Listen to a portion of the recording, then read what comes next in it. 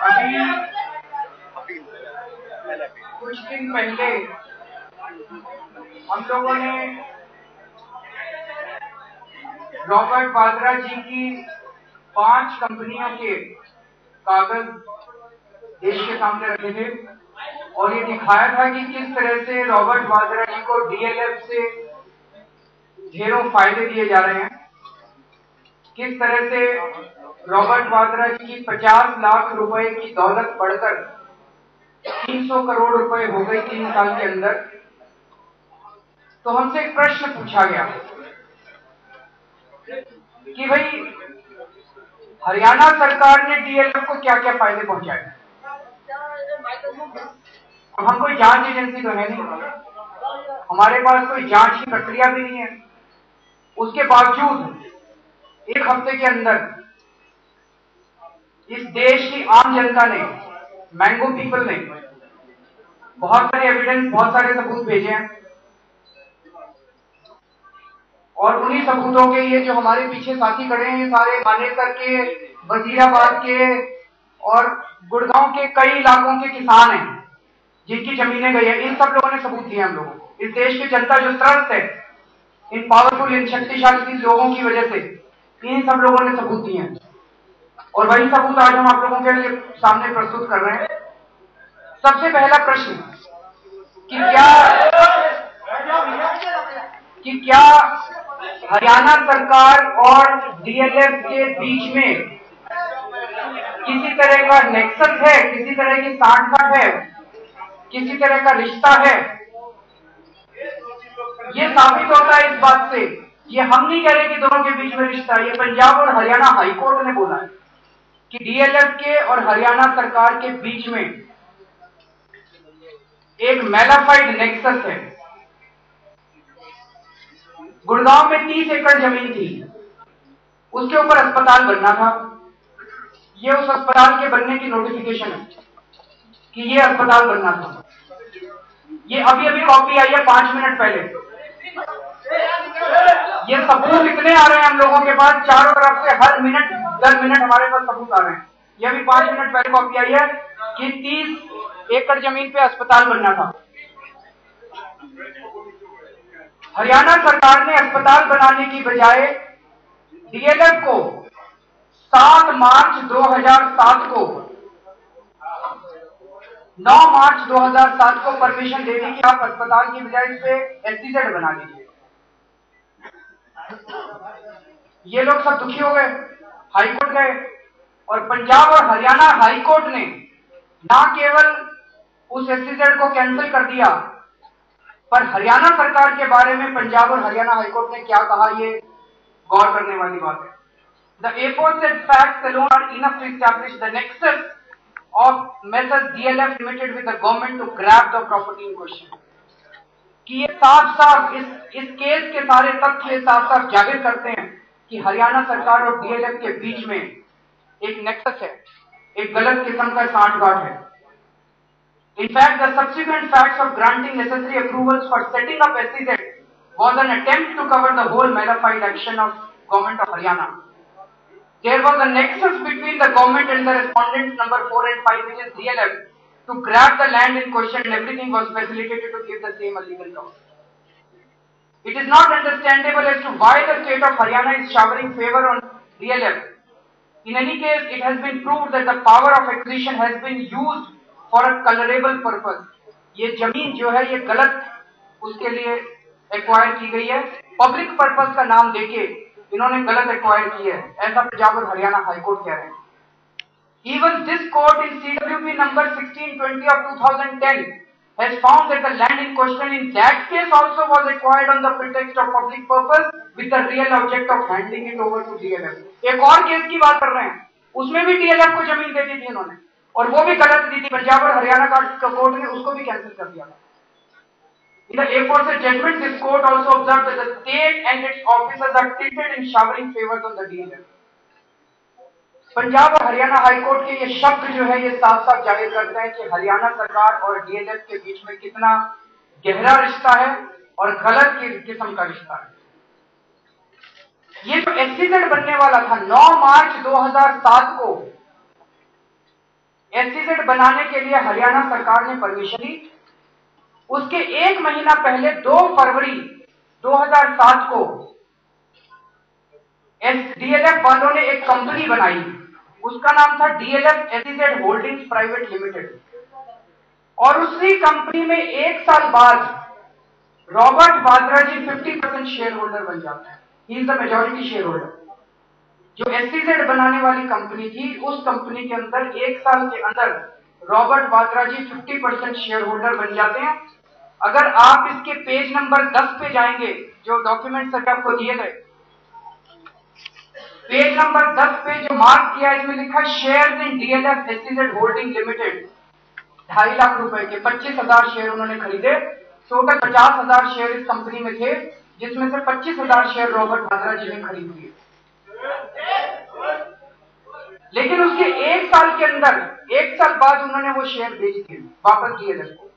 इस एक साल के अंदर रॉबर्ट वाड्रा जी ने किस तरह से क्या क्या फायदा पहुंचाया, ये जांच करने का विषय है। ऐसा तो नहीं कि 10 रुपए के शेयर खरीदे और 10 रुपए में बेच दिए। इतने बड़े बड़े लोग हैं, वो इतनी हम लोग तो ऐसा कर लेते हैं कि चलो थोड़ी बहुत बचत हो गई, खरीद लिए बेच दिए।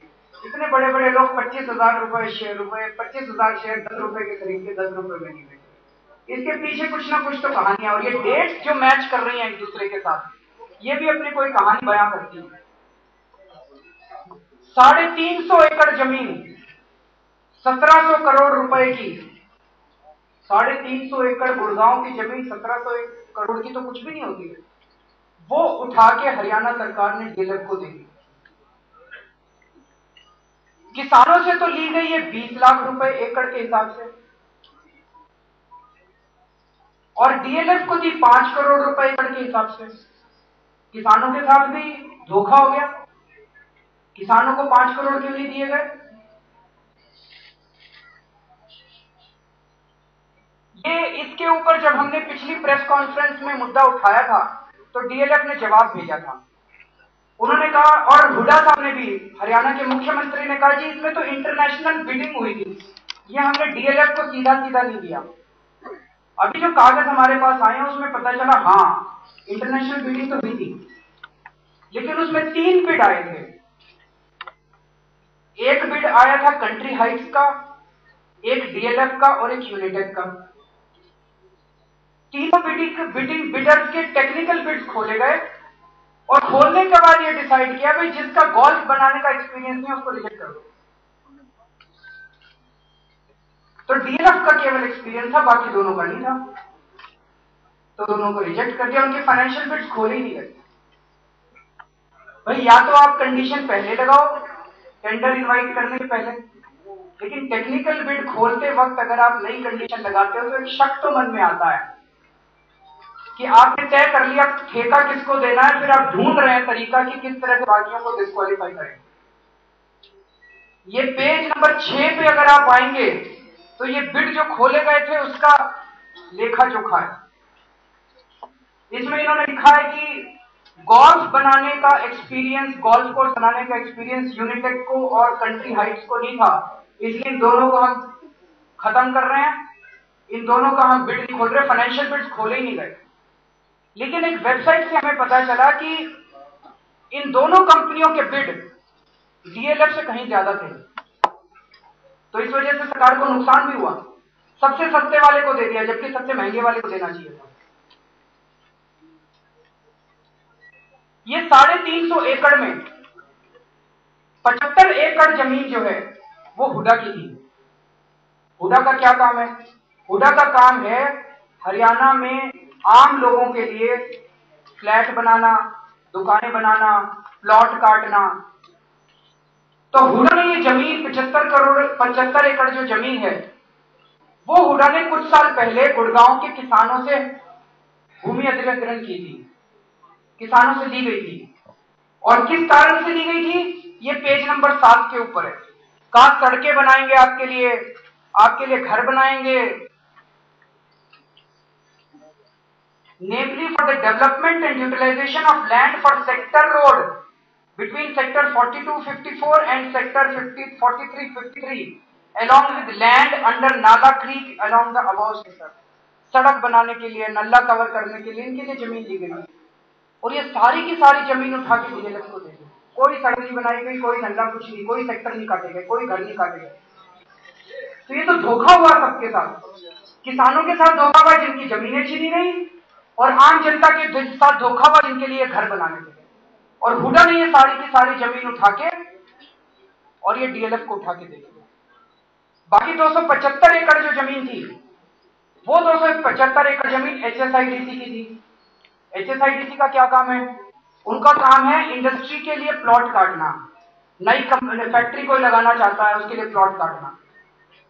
एचएसआईडीसी ने 275 एकड़ जमीन, वनों की जमीन, अरावली प्लांटेशन के अंदर जो जमीन थी वो सारी फॉरेस्ट लैंड कवर्ड थी, जो कि सुप्रीम कोर्ट के आदेशों के हिसाब से किसी भी नॉन फॉरेस्ट यूज के लिए नहीं हो सकती। वो सारी जमीन उठा के इन्होंने डीएलएफ को दे दिया। और हरियाणा सरकार ने कहा कि आप चिंता मत कीजिए, आपको सारी सेंट्रल गवर्नमेंट से परमिशन, ये जो इस्तेमाल नहीं होती है परमिशन हम लेके दे देंगे, फॉरेस्ट डिपार्टमेंट से भी ले देंगे, सेंट्रल गवर्नमेंट से भी ले देंगे, सुप्रीम कोर्ट से भी परमिशन हम लेके देंगे। और परमिशन भी आई नहीं थी और 350 एकड़ जमीन उठा के उन लोगों को दे दी, पोजीशन उन लोगों को दे दिया। आखिर इतनी क्या बेताबी थी हरियाणा सरकार को डीएलएफ के लिए? एक और बात कह रहे हैं ना कि हरियाणा सरकार ने डीएलएफ को क्या फायदे पहुंचाए, फायदे पे फायदे बता रहे हैं हम लोग। Gurgaon Manesar urban complex plan 2025 ये अभी ऑपरेशन में है, ये अभी खत्म नहीं हुआ, लेकिन उसके पहले ही एक और प्लान बना लिया 2031 का। उसमें डीएलएफ का फेज 5 जो है, उस डीएलएफ के फेज 5 में पॉपुलेशन की डेंसिटी बढ़ा के 250 से 650 कर दी, जिसका मतलब कि एफएआर जो है वो कई गुना बढ़ गया। ये फायदा केवल डीएलएफ के लिए।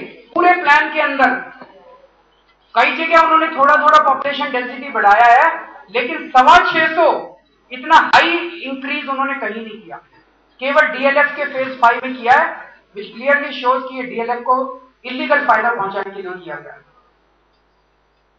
ये मानेसर के किसान खड़े हुए हैं, इनके साथ सबसे बड़ा धोखा हुआ। 2007 के अंदर इन्होंने नोटिस निकाला सरकार ने कि हम वहां पे सेक्टर काटने के लिए और अन्य काम के लिए जमीन अधिग्रहण करना चाहते हैं। जैसे ही नोटिस निकाला लोगों के अंदर अफरा-तफरी मच गई। सरकार 12 लाख रुपए एकड़ का दाम दे रही थी। उस टाइम डीएलएफ की 6 फ्रंट कंपनियां, छोटी छोटी कंपनियां वहां पे किसानों से जमीनें खरीदने लगी। वो 20 लाख एकड़ दे रही थी, तो नेचुरली किसान जो दौड़ा दौड़ा इन कंपनियों के पास जाएगा।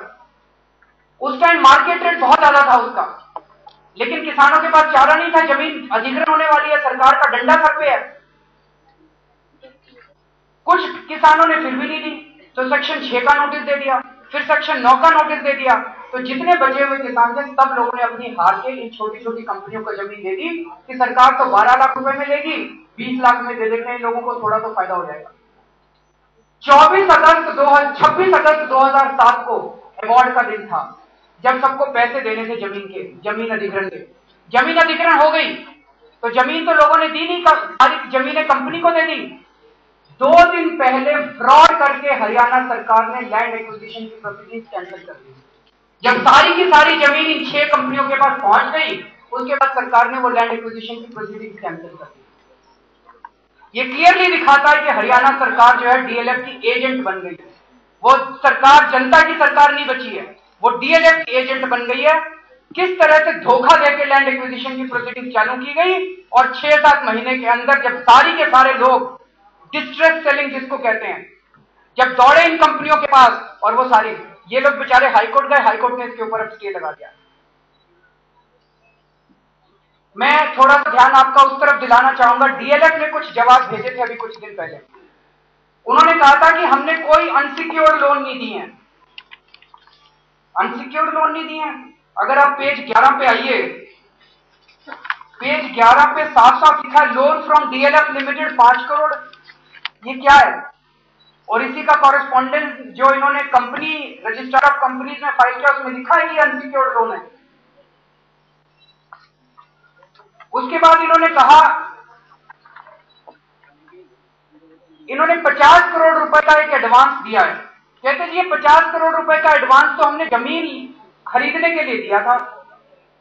हम रॉबर्ट वाड्रा जी से जमीन खरीद रहे थे मानेसर की, और हमने 50 करोड़ रुपए का एडवांस दे दिया। बहुत अच्छी बात है। पहली बात तो 90% 58 करोड़ रुपए कहते हैं, 58 करोड़ रुपए की जमीन थी, 50 करोड़ एडवांस दे दिया। वो एडवांस डीएलएफ के पास 2 साल तक पड़ा और जमीन भी पड़ी रही। ना जमीन ली डीएलएफ वालों ने, ना एडवांस वापस दिया।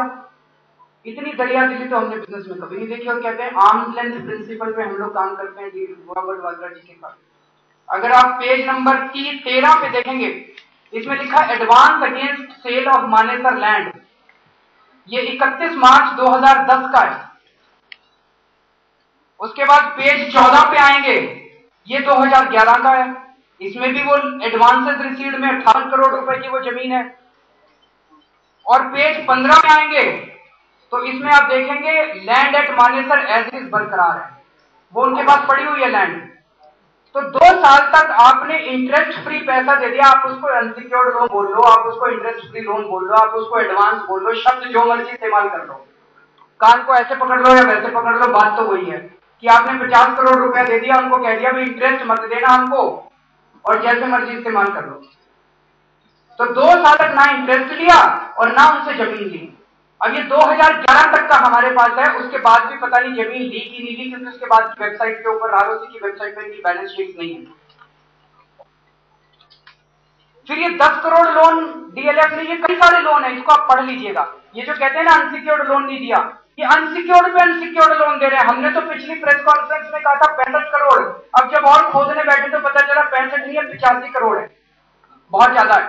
ये सारा आप एक एक करके पढ़ लीजिएगा, मैं सारा नहीं बता रहा। फिर ये कहते हैं अरालिया का जो अपार्टमेंट है, जो रॉबर्ट वाड्रा जी अपने खुद के इस्तेमाल के लिए, ये कहते हैं कि ये अपार्टमेंट जो है ये तो इनकी बैलेंस शीट के हिसाब से ये 89 लाख में लिया गया है। ये कहते हैं नहीं 89 लाख में नहीं लिया, हमने तो 11 करोड़ का दिया इनको। तो ये बैलेंस शीट अगर आप देखेंगी 16 पेज पे आ जाइए आप।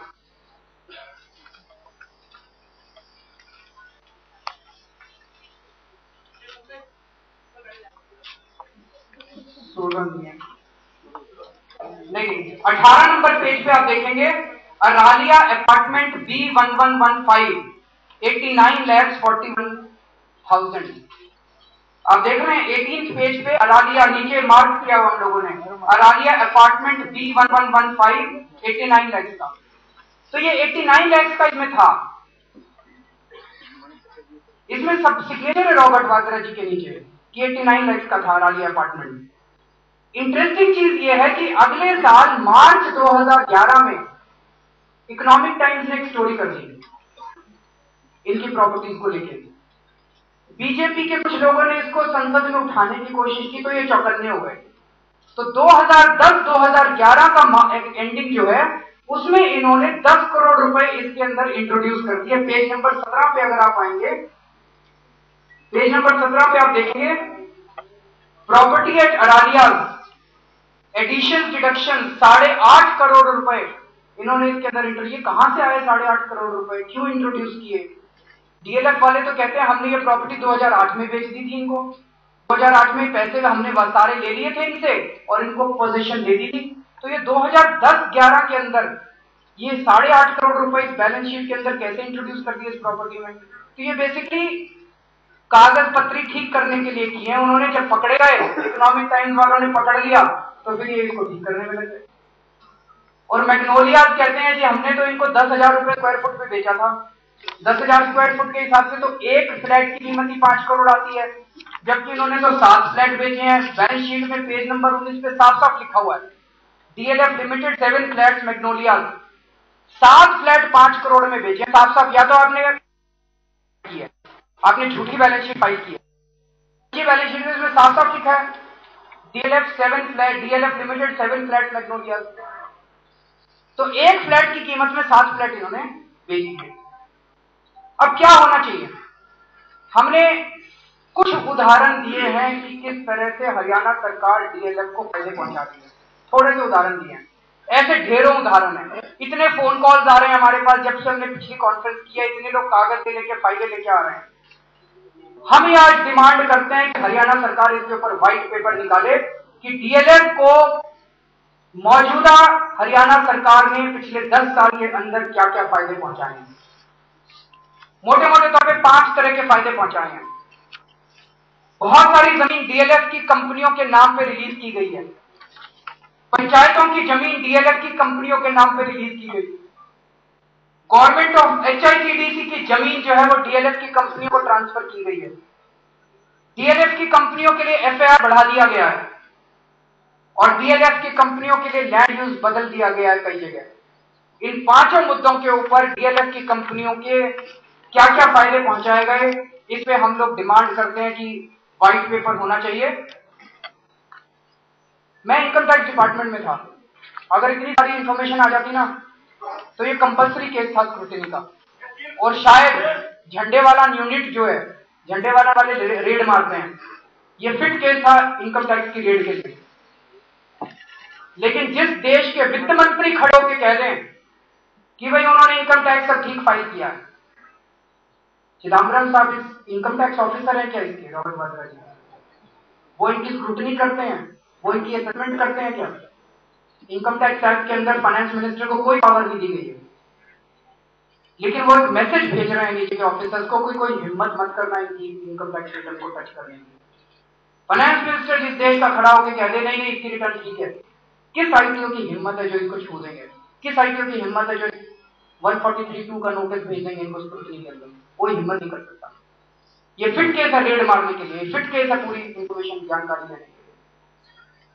मैं बस लास्ट में 1-2 चीजें कहना चाहता हूं कि ये क्लियर किया जाए कि रॉबर्ट वाड्रा में और कांग्रेस में क्या रिश्ता है।